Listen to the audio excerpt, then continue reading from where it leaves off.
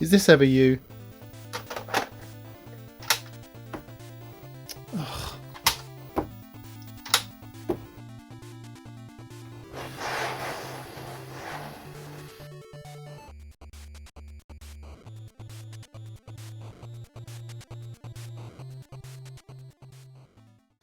Alright guys, well first of all what we've got here is a new game that's just arrived in the cabin. This is called Inspector Gadget by Hudson Soft. This was not released in PAL region at all. It's a NTSC exclusive. Well, it was released in Japan obviously.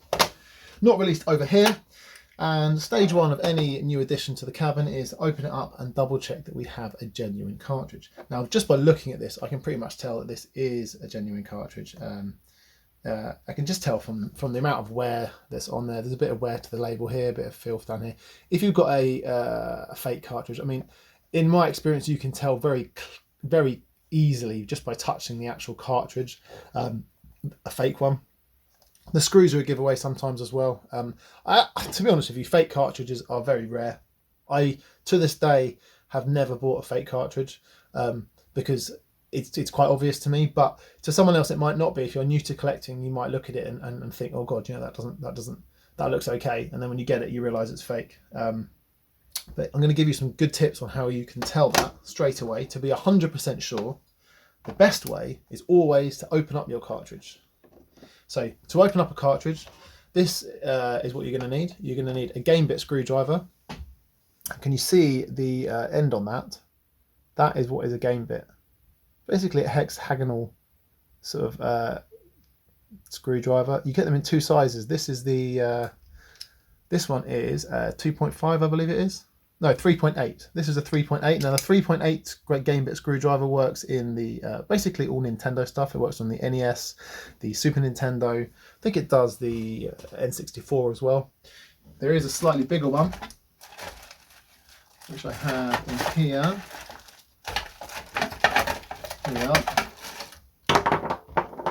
This is a 4.5, and can you see this one's slightly bigger, and this one does a Mega Drive Master System. I think Game Boy is done by this, or maybe you need a different one for Game Boy. I can't quite remember. No, actually I think this one does do Game Boy. Anyway, more off topic. We get your Gamebit, and down here you've got some couple of screws. One here and one over there, and that's what we're going to take out.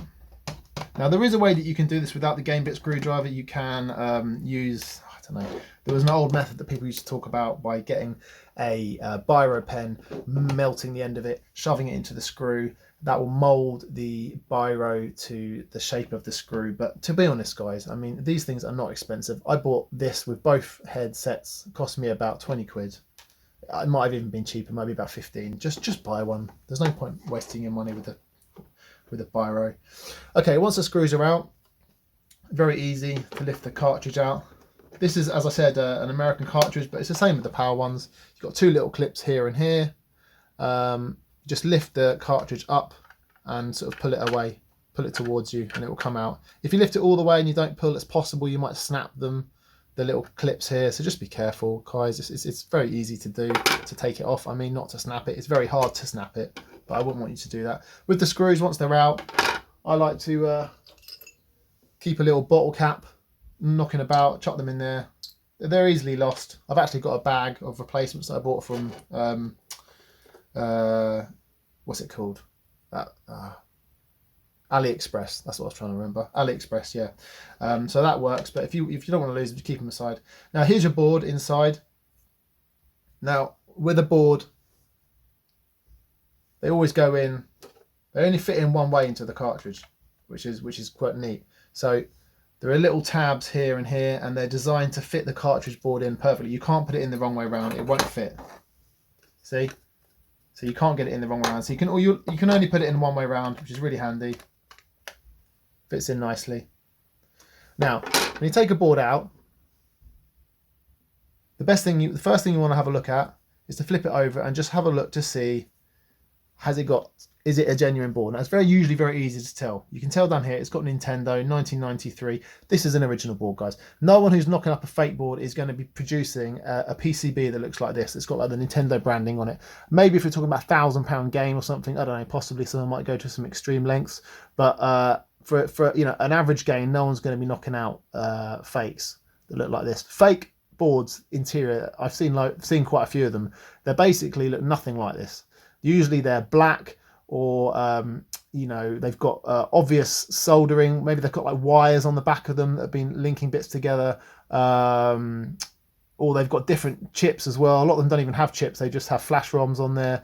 It's very easy to tell the difference, guys. This is what it should look like. They're usually green, and another great way to tell whether you've got the correct game, because this is the biggest problem you might find when you buy cartridge games, is that someone has done a board swap where you've got your case and someone's opened up the case and put a different board inside that case and then sold it as an original. That can happen. It's really annoying. It used to be a common thing back in the days of rentals. People do it on the Blockbuster scene, things like that. People would kind of hire a game and do a board swap.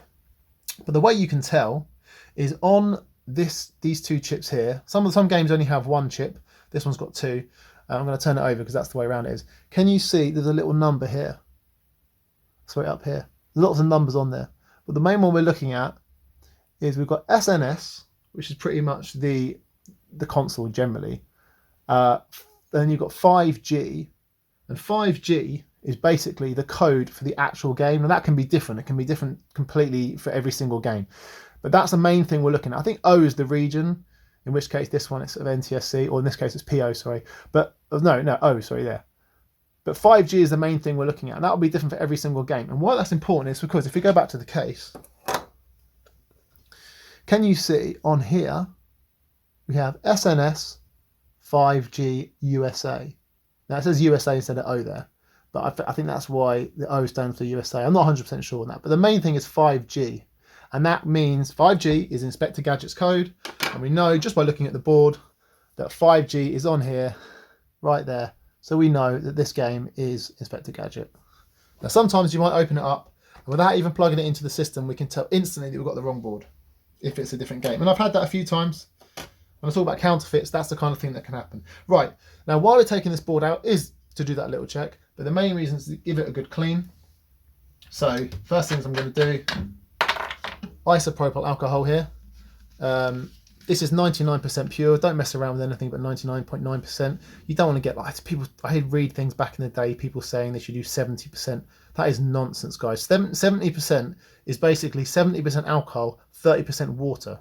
There is nothing worse than adding water to an electronic system. So do not buy anything but 99%. It does not damage your games. It is designed to clean electronics. That is one of its main purposes. So yeah, I mean, you can wear gloves if you want. I mean, pay attention to the symbols. I'm not doing that because, you know, that's me. But, you know, do what you want. Q-tip in there, tip it up, get a bit of stuff on there, and then just give it a good thorough clean. All along the contacts. These contacts are 99.9% of the time the reason why your game doesn't work when you plug it in. And you can already see that is getting pretty dirty. I don't know if that's really picking up. It's not by any means the worst, but it's a bit yellowy already. I don't know if that's going to focus on that. No, I don't know. Probably not. But it's a bit yellowy already, which is a sign that it's a bit dirty. I've seen way worse. I mean, often they come back black. There's actually a little bit of a dink on this one. Here we go. That's getting a bit. I don't know if you can see that there. There we go. You can see that there. It's a bit dirty there. When it gets a bit filthy, switch to another one. You don't want to be, you know, continually introducing new dirt to it. Yeah, this has got a little bit of a mark actually on one of the contacts. It's actually coming off quite nicely, but that might affect it. Sometimes if there is a bit of a damage, corrosion, you might find that you have to be a bit more aggressive to get off some of the marks.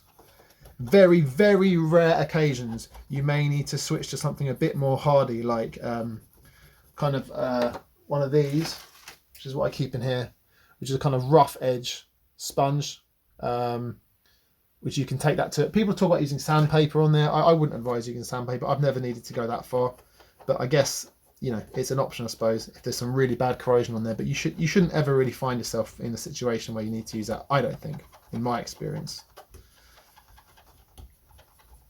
So basically apply a lot of isopropyl just to the contacts until you've gone over everything nicely, and then like to flip the other side over, use the dry side, the side that hasn't had any isopropyl, just to kind of rub over it and pick up any extra isopropyl that's on there. And also often you find that that can come back a bit dirty as well. Can you see that dirt on there? Basically I like to just carry on until my Q-tip is clean. So when I use the dry side, if that comes back dirty, I'll put a bit more isopropyl on another Q-tip and give it another go, just lightly, and just carry on basically until there's no residue left, or sorry, no dirty marks coming back.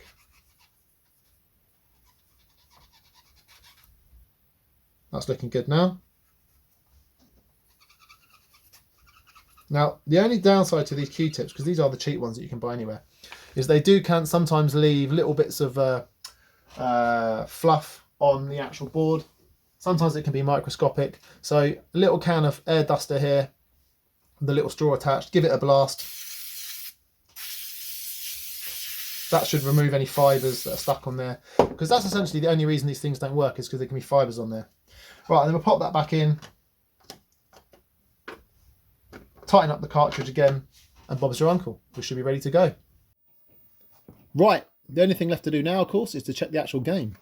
Let's stick it in and see if this puppy works. Some of you might be thinking, how is that making sense? How is that working? Well, I do have a PAL Super Nintendo, and I have modded it to fit American cartridges, so I don't need to bother with converters. It's also fitted with a 50-60 Hz switcher, which automatically switches to 60 Hz after a few seconds, so we can play all our games in glorious 60 Hz. And that looks like Inspector Gadget to me. So I think we can say successful purchase and happy days.